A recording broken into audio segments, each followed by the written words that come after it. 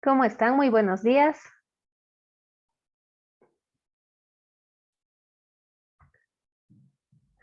Gracias por conectarse puntualmente.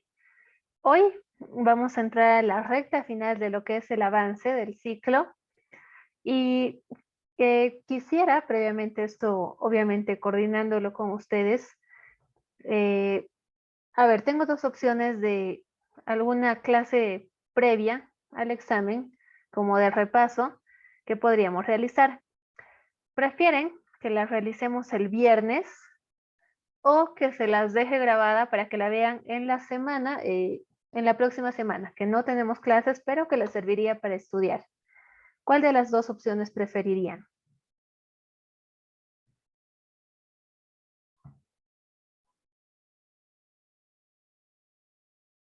Luciana.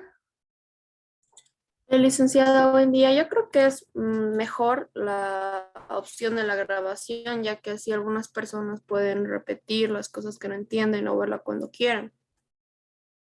Sí, efectivamente, por cuestión de tiempo también les convendría tal vez más realizarla o tenerla disponible la próxima semana. Pero a ver, ¿qué otros criterios existen? ¿Están de acuerdo? ¿Cómo preferirían? A ver, los escucho. Anaí. Licenciada, buen día. Yo pienso que sería un poquito más factible el viernes, puesto que algunos no logran ingresar, perdón, o algunos no logran tal vez tratar de ver las clases cuando son ya grabadas. Entonces, pienso que el viernes, como vamos a estar todos, podríamos incluso aportar un poco a lo que es tal vez algunos puntos que nos ayuden para estudiar, para el examen. Ok, bien, interesante criterio también.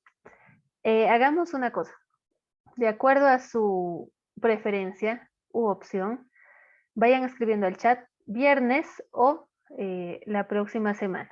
Y de esa forma, a ver, vamos a ver por mayoría simple qué opción gana, ¿ok?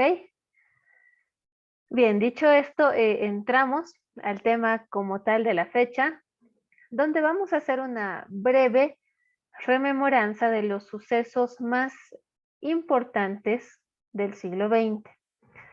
Si bien la Segunda Guerra Mundial marca un hito, también de alguna forma divide lo que es el mundo en dos bloques, que posteriormente se van a enfrentar en otra guerra. Claro, con una connotación cultural ya un poquito más distinta, pero no por ello menos importante. A ver, ¿se ven las diapositivas?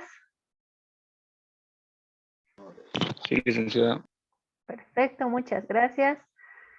De esta forma comenzamos con un detalle de algunos de los sucesos más importantes durante el siglo XX, comenzando con la Revolución Rusa. ¿Por qué es importante este hecho? Porque permitió la instauración del primer régimen socialista a nivel mundial. Y se lo puede entender con dos etapas. Obviamente la guerra ha sido mucho más grande, pero ¿qué es lo que genera esta revolución? En primer lugar, la caída del zarismo. Esta era una especie de dinastía donde en lugar de rey teníamos un zar. Obviamente el zar era una autoridad vitalicia, plenipotenciaria, casi algo similar a lo que era la monarquía, pero en versión rusa. Cae el zarismo, se instaura un régimen parlamentario constitucional, de alguna forma surgiendo un ya gobierno democrático. Y en segundo lugar, eh, se forma un régimen socialista que configura y forma un nuevo modelo de Estado. Esto teniendo como pilar fundamental las organizaciones obreras. Estamos hablando de los soviets, de obreros, campesinos, agrupaciones, sindicalismo, es decir, se da un giro a lo que anteriormente había estado gobernando Rusia y por primera vez se da un poco más de participación y se da un sistema democrático en Rusia. Por otra parte, veíamos, ¿no es cierto?, ya la Segunda Guerra Mundial, que superó, creo, por mucho a la primera, por la duración, por la intensidad de combates, por los involucrados en la guerra, por las alianzas que se dieron entre países, por la cantidad de recursos invertidos y también por las pérdidas humanas. Que si bien fueron 72 estados los intervinientes, no todos perdieron la misma cantidad de vidas humanas.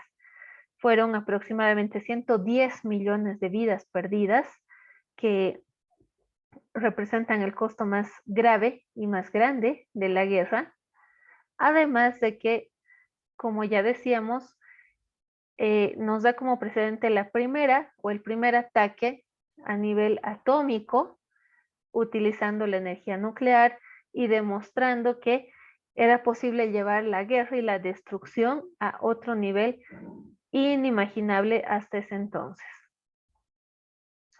Termina la Segunda Guerra Mundial y se abre una nueva etapa, donde la política y los acuerdos internacionales predominan, sobre todo buscando desarrollo económico.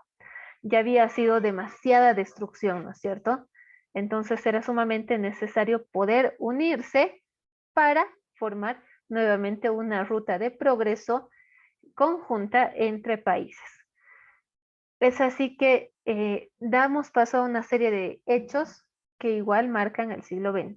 En primer lugar, la Guerra Fría, dominando el escenario geopolítico y también de alguna forma generando nuevas estrategias y nuevos grupos de poder en el mundo. La expansión económica se da a un ritmo y a nivel inimaginado hasta ese entonces, y el desarrollo tecnológico se ve sumamente comprometido y se ve sumamente potenciado por este afán de progreso. Es muy importante tener en cuenta que el desarrollo tecnológico también ha traído una ola de consumismo, donde el ser humano ya se hace más dependiente de aparatos electrónicos, diferentes dispositivos, cosas que le ayudan, ¿no es cierto?, en la vida diaria, pero que también lo han vuelto un ser muy consumista. Ahora sí, vamos a desarrollar muy brevemente lo que fue la Guerra Fría, donde podemos distinguir claramente dos bloques: el bloque de Estados Unidos y el de la Unión Soviética. Fue un enfrentamiento no solamente militar, sino también político, ideológico, y que tenía como objetivo la supremacía económica y poder ser el bando ganador, digamos, dentro de lo que era la guerra por el progreso, el desarrollo y por consolidarse como una verdadera potencia mundial. Este enfrentamiento podemos decir que dividió al mundo en dos bloques, pero no solamente fue en la parte bélica, sino que llega incluso a tener un alcance cultural que se ve reflejado en películas, en músicas, y que vamos a ver más adelante. En 1949 se produce esta revolución, por otra parte, paralelamente en China, donde se da como ganador al Partido Comunista Chino, con su máximo representante Mao Zedong. Mientras Estados Unidos y la Unión Soviética se enfrentaban por el poder, China hacía su lucha paralela y casi en solitario, buscando igualmente ser reconocida como una potencia a nivel mundial. Esto de Guerra Fría, esta denominación se acuñó principalmente por la polarización que existía entre uno y otro bando, y porque no solamente, como habíamos dicho, era una guerra donde pretendían enfrentarse y nada más, sino que también pretendían el reconocimiento mundial por hechos hasta ese momento nunca materializados. Y esto incluía la carrera espacial. Es así que en 1961 los rusos ganan a Estados Unidos, podría decirse, y ponen en órbita a el primer hombre en el espacio, Yuri Gagarin, en el Vostok 1, siendo este un punto clave para que Rusia tome la delantera en la carrera y en la Guerra Fría como tal. Por otra parte, en octubre de 1958, 3 años antes de que el hombre llegue al espacio, la NASA, por la parte de Estados Unidos, lanzó el Pioneer primero, un satélite cuyo objetivo era entrar en órbita alrededor de la Luna. Sí lo logró, pero no fue un logro permanente ni algo que se pudo reconocer como un hecho memorable. Fue importante, pero no tanto como llevar la vida humana al espacio.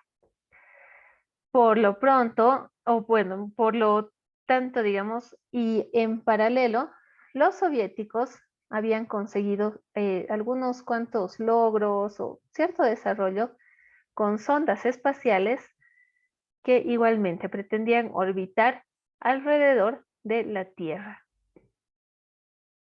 Sin embargo, y en este afán de ser los primeros en conquistar el espacio, entre comillas, toma un revés cuando el 20 de julio del 69, Neil Armstrong, Edwin Aldrin y Michael Collins pisan la Luna ante 600 millones de televidentes.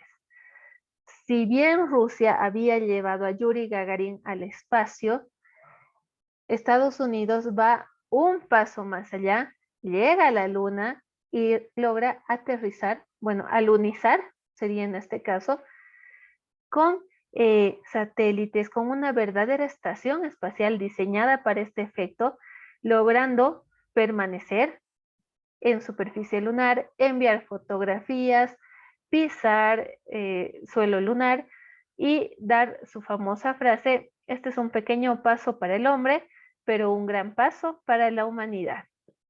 Se cree que las huellas dejadas en 1969 todavía hoy permanecen gracias a las condiciones prácticamente nulas de vida en la Luna y que quedan como un referente y una prueba de que esto de verdad sucedió. Acá tenemos la foto del recuerdo. Hay muchas teorías también, por si acaso, en este sentido de que posiblemente algunos negacionistas de la llegada del hombre a la Luna afirman que el hombre nunca llegó, que todo fue una conspiración de Estados Unidos, que todo es armado, que todo es parte de, bueno, pues una estrategia de marketing y que esto nunca sucedió. Sin embargo, son teorías un poco inconsistentes y que no logran refutar todo el proceso documental, histórico, gráfico, audiovisual que sí respalda este hecho sumamente importante en la historia de la humanidad. Ya volviendo a la Guerra Fría, entendemos que la Guerra Fría pudo mantenerse, o bueno, se mantuvo vigente hasta mediados de los 80, donde empieza a transformarse un poquito el escenario político con la llegada de Mikhail Gorbachev al gobierno de la Unión Soviética. El resultado de todo este proceso y de este desgaste prácticamente que se vivió en la guerra fue el fin del dominio de los soviéticos en la Europa oriental. Cae el sistema comunista, se desmembra la Unión Soviética, chao, y se marca el final de la Guerra Fría.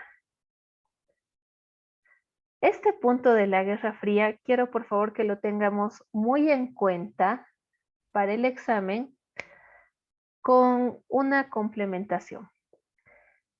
En la plataforma estoy dejando 2 videitos extraídos de Academia Play. Son videos muy dinámicos, bien concretos y bien claritos. Uno sobre la Guerra Fría como tal y el otro sobre la Guerra Fría ideológica y cultural, donde van a ver que se involucran otros elementos que también mantenían una suerte de competencia entre la Unión Soviética, y Estados Unidos. Incluso, para darles una pauta, este enfrentamiento ideológico-cultural llegó hasta el séptimo arte. En la película Rocky, cuando Rocky, el representante de Estados Unidos, se enfrenta a un boxeador soviético, ¿no es cierto? Lo noquea y todo eso, simbólicamente representaba eso, el poder que pretendía demostrar Estados Unidos ante la Unión Soviética. Es decir, hay muchos aspectos que tomar en cuenta, pero quiero que lo hagamos de forma audiovisual con esos dos videitos. De ser posibles, véanlos y a la vez tomen apuntes porque va a ser súper importante, uno, como conocimiento general, y dos, para que puedan desarrollar un buen examen. ¿Listo? Bien. Por otra parte, el siglo XX se ha caracterizado por innovación tecnológica en el sector industrial, sector de manufactura y sobre todo continuando lo que es la revolución industrial, que se dio muchísimo tiempo antes con las máquinas de vapor, la producción en serie. El siglo XX marca el punto de partida para mejorar los sistemas de producción y distribución y para generar verdaderos gigantes de la industria que pasan de ser industrias poderosas nacionales a ser multinacionales con presencia mundial. En este caso podemos destacar a Japón, que adaptó de manera muy eficiente algunos procedimientos sencillos al proceso productivo para formar una mejor, digamos, producción, distribución, pero sobre todo elaboración de artefactos, implementos, dispositivos claves en la vida del ser humano. Un ejemplo de ello es la industria automotriz, ¿no es cierto? Creo que la gran mayoría de los vehículos, por lo menos de consumo masivo, provienen de Japón. Gran parte de ello lo tenemos reflejado en la pantalla con algunas marcas de automóviles que han masificado tanto su producción, siendo capaces de fabricar o bueno, de entregar al consumidor productos baratos, de alta gama, como decía, relativamente económicos y con una calidad media durable. Entonces, son ventajas que resultan pues demasiado fáciles de convencer al consumidor y demasiado fáciles de aprovechar, lo cual refuerza una vez más la cultura de consumo propia del siglo XX y que se ha sentado también muchísimo en el siglo XX. Luciana, por favor. Licenciada, no sé si está avanzando las diapositivas, pero sigue en la primera diapositiva. No, no me digas eso. Sí, sí, licenciada. Igual en el chat están confirmando eso. Sí, Liz, A ver, está en la primera. me voy a volver chango. A ver, vámonos a la, en teoría, a la que estamos viendo ahora. ¿Da o no da? ¿Se ve? Ahora sí. Gracias. Bueno, voy a dejar las diapositivas, ¿ya? Para que no quede ninguna duda. Todo lo que no hemos visto y van a ver está básicamente enfocada el hombre en la luna y lo que veníamos desarrollando. ¿Se ve? ¿Posi? Carlos Sí, Calizaya, licenciada, ahora sí. ¿se ve? No, no está en pantalla completa, pero se ve, licenciada, las diapositivas. ¿No está en pantalla completa? Sí, Lisa, no está en pantalla completa. A ver, vamos a volver a ponerlas. Qué raro. Ahora tal vez. Ahora sí, Lisa. Ya, cualquier problema, me interrumpen nomás, ¿ya? No hay problema. Bien, continuamos. ¿Se ve? ¿Enterita?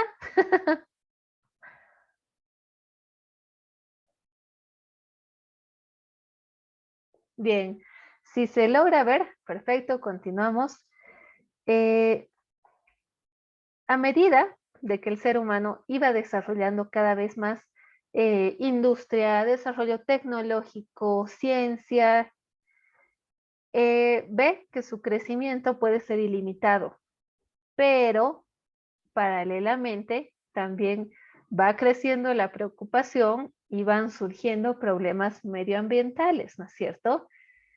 Las industrias, obviamente, desde su inicio hasta su expansión y todo ello, fueron cada vez contaminando mucho más el medio ambiente y con esto generando una fuerte crisis medioambiental y también preocupando cada vez más a las potencias por la forma en que nuestra propia incluso supervivencia está en juego a costa de nuestro desarrollo. Es una lógica bien complicada y bien compleja porque por primera vez, creo, desde hace unas cuantas décadas, el ser humano se ha cuestionado de qué otras formas puede obtener energía que no sea de una forma hidroeléctrica, energía eólica, energía atómica. Hay otras alternativas. ¿Cómo puedo dejar de dañar tanto al medio ambiente, pero mantener todavía mi desarrollo? Hay otra forma de utilizar el petróleo. Quemarlo tanto va a generar algún problema a largo, a corto, a mediano plazo. Recientemente en India, la contaminación ambiental ha generado nubes tan espesas que estuvo prohibida la circulación por varios días debido a las nubes contaminantes que se asentaron en la ciudad, producto también de la industria petrolera y de las grandes industrias de textiles, de plástico, de diferentes elementos que definitivamente están haciendo un daño irreversible al planeta. Pero eso lo vamos a ver a continuación.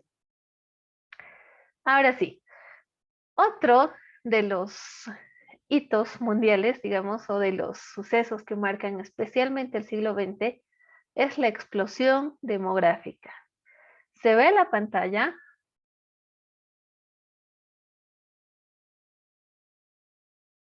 A ver, Steven, ¿qué ves Sí, en la licenciada. pantalla?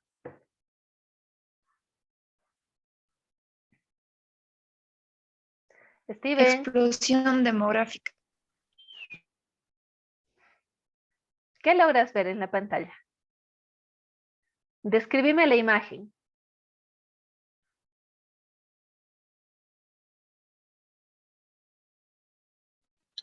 Es sobre población, licenciada. Básicamente se ve solo eso, gente, muchísima gente, ¿no es cierto? Hay un medio de transporte, pero hay gente dentro, gente arriba, gente a un lado, gente al otro, muchísima gente. Rodrigo, por favor.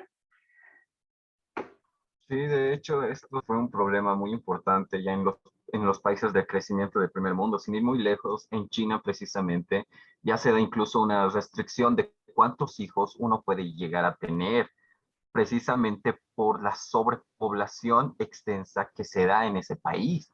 Si uno quiere tener más de un hijo, tiene que dar una compensación económica al Estado para tener más hijos. O sea, imagínense cómo está la población. Efectivamente, es una especie de impuesto o tasa que pagas por el hijo extra, digamos. Iván, por favor. Gracias, licenciada. Buenos días. Incluso,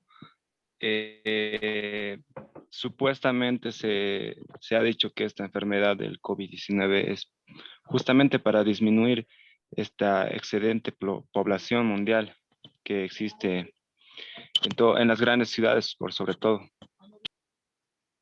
Efectivamente, hay diferentes criterios, ¿no es cierto? Hay diferentes opiniones al respecto. Podría ser para reducir la población mundial. eh, no es la manera si fuera cierto, pero hay también formas de quizás tratar de contener este problema. Por lo siguiente,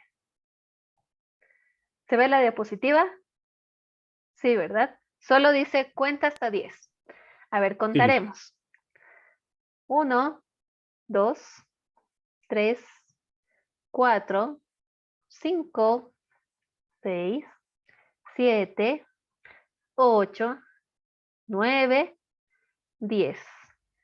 ¿Qué creen que haya pasado en estos 10 segundos?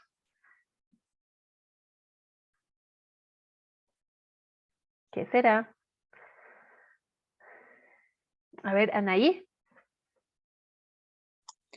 No sé, licenciada, tal vez ha empezado a nacer más personas en el mundo, puede ser.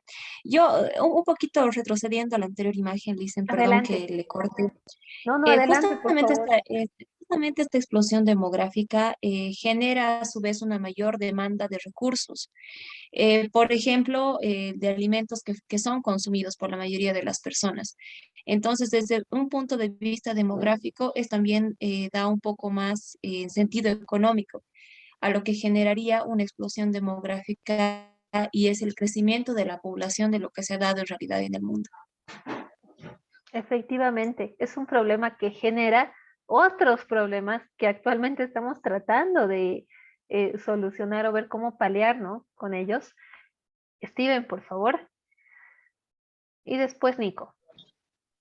Gracias, licenciada. En estos 10 segundos ya han nacido miles de niños. Eso lo vi en un documental donde explicaban eso y en estos 10 segundos nacen miles de niños. O sea, ya hay nuevos angelitos. Efectivamente. Miles de bendiciones por el mundo. Nico, por favor. Sí, Licen. Bueno, como dice mi compañero Steven, creo que es más acertado lo que menciona que cada 10 segundos nace una cierta cantidad de personas, contraposición fallece una cantidad mínima.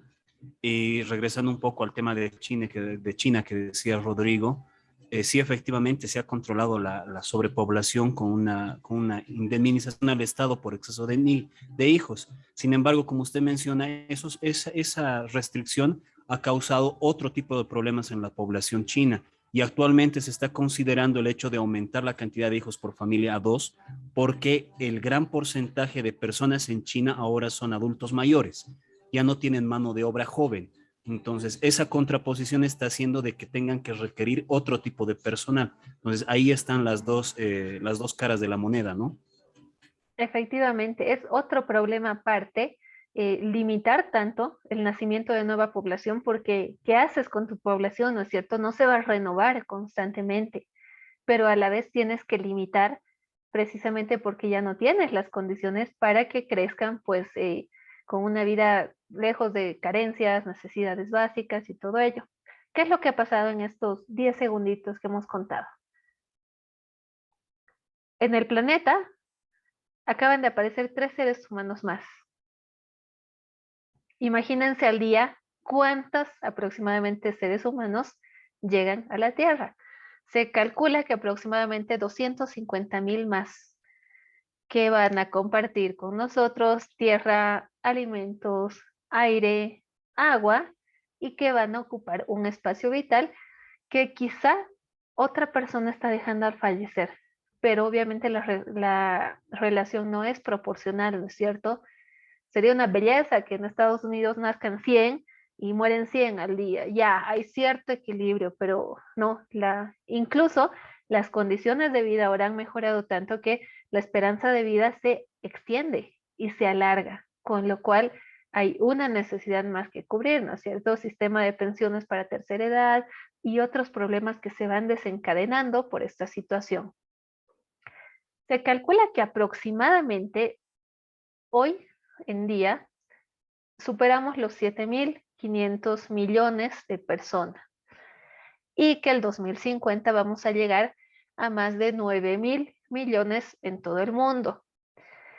Esta ola de crecimiento rápido y sostenido no siempre fue así.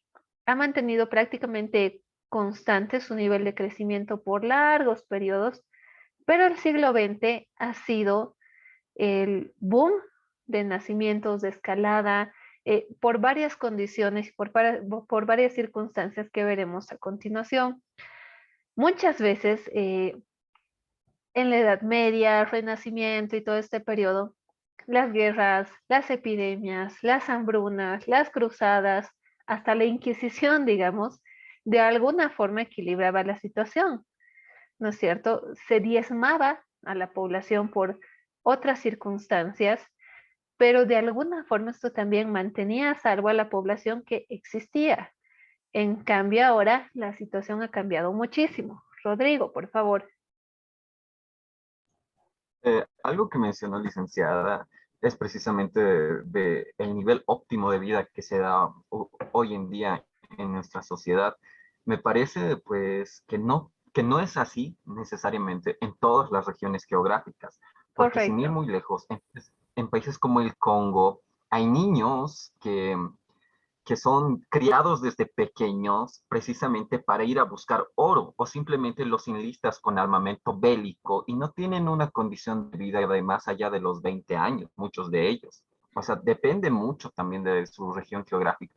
Quizás sea para países un tanto más subdesarrollados. O sea, ese es el tema un poco que se entra un poco en debate hoy en día, ¿no? Y también Ese es otro problema, porque si bien la esperanza de vida ha mejorado, esto no es homogéneo en todos los países. La situación es mucho mejor en las potencias mundiales, pero hay países también bastante grandes, ricos en territorio, que están siendo sobreexplotados por las potencias, se quedan prácticamente con nada y su población se está diezmando por hambrunas, por sequías. eh, Creo que, no recuerdo bien si era Kenia o Angola, pero está en una ola de sequía terrible. Muere ganado, muere población, mueren niños, quienes viven no tienen acceso a agua potable. Es decir, hay bastantes también inequidades en el desarrollo que son evidentes y que también están relacionadas a otro problema que vamos a ver a continuación. Pero básicamente la permanencia en el planeta ahora es más larga por la mejor expectativa de vida que en la mayoría de los países, no en todos, pero sí en la mayoría se logra advertir. Gran parte también de esta explosión demográfica que hoy vivimos es consecuencia de la expansión económica. Mayor recursos, mayor población, se tiene cada vez mayor cantidad de hijos, se acelera el progreso en todo nivel, no solo de producción, digamos, a nivel de objetos, material, sino también de lo que son formación de generaciones en cada país. El gráfico que se ve en pantalla, ¿se logra ver? Refleja Sí, licenciada. un poquito del crecimiento poblacional desde el año menos 6000, digamos, antes de Cristo, prácticamente desde el Neolítico hasta la Edad Moderna y se proyecta hasta el 2050. Se puede ver cómo el crecimiento demográfico se ha mantenido relativamente constante, ¿no es cierto?, hasta la Edad Media, y en la Edad Moderna, ¡puf!, se dispara, crece y crece y crece y crece y crece sin control. Este crecimiento demográfico lo que hace es demostrarnos esta curva, que aproximadamente en más de 10.000 generaciones le ha llevado a la población a alcanzar 2 millones de personas. Obviamente en circunstancias muy adversas, ¿no es cierto? En neolítico, paleolítico, viviendo en cavernas, no había pues una persona que llegue a 95 años y demás. La esperanza de vida en ese entonces era 30 y algo. Entonces, así como han ido mejorando las condiciones de vida, también se han podido perpetuar especies, se ha podido formar verdaderas generaciones que hoy lamentablemente suman demasiado a la población y vemos un fenómeno de superpoblación y pobreza. Estos dos términos van de la mano, obviamente, porque aquí sí Rodrigo tiene muchísima validez y muchísima razón en lo que afirma al decirnos que hay mejor esperanza de vida, pero no en todo el mundo. Hay países muy desfavorecidos todavía hoy. Y lamentablemente estos países tan desfavorecidos también son países donde se presenta un muy alto índice de natalidad, es decir, nacen muchos niños diariamente. Así como nacen en condiciones de pobreza, es difícil que puedan surgir en esta pobreza que rodea su entorno, ¿no es cierto? Entonces muchos son enlistados para buscar oro, para fines militares, para tráfico de armas, para tráfico sexual. Es decir, se genera otros problemas por un crecimiento y desarrollo injusto, inequitativo y que se vuelven una verdadera amenaza para el hombre en su verdadera lucha por subsistir.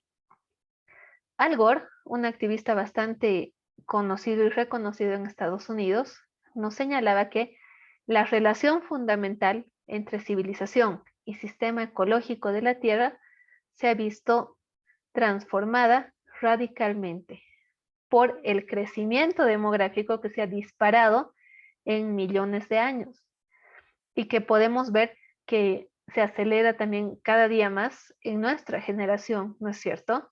Entonces esto ya más pasa por una obligación moral de entender el problema y cómo nuestra especie puede acabar con nuestro propio medio de vida y por nuestro espacio vital.